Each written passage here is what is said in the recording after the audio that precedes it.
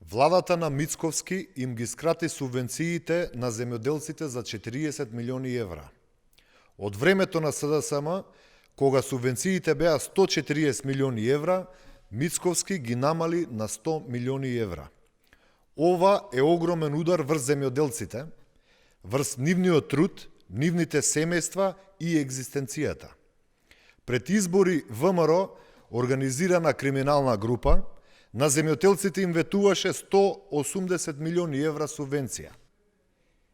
Наместо да ги зголемат субвенциите, ги излажаа земјоделците. Сега им ги намалија за 80 милиони евра, помалку од тие што им ветуваа. Дополнително им ги усложнија условите. 80 милиони евра директно одземени од маката, трудот и екзистенцијата на земјоделците. Од луѓе кои произведуваат храна. Мицковски ги понижи и ги измами земјоделците. Кратење има на сите страни и усложнување на условите, со зголемување на прагот за добивање на субвенции. Кај земјоделските култури, кај пченицата, кај лозарството и овоштарството, намалени субвенции за тутун, за кокошки. Ги укинаа сите добри мерки што ги воведе владата на СДСМ.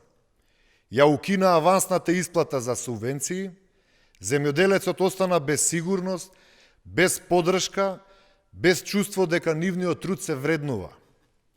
Оваа влада крати од се, само за да има за сопствениот луксус и само да има за криминални тендери. Нема пари за минимална плата од 600 евра, нема пари за повисоки субвенции за земјоделците, ама власта има пари за криминални тендери, нов авион, за луксузирање на Мицковски и неговите министри.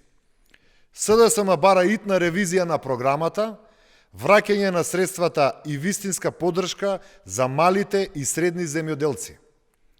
Земјоделството не смее да биде жртва на криминалните политики на ВМРО, организирана криминална група.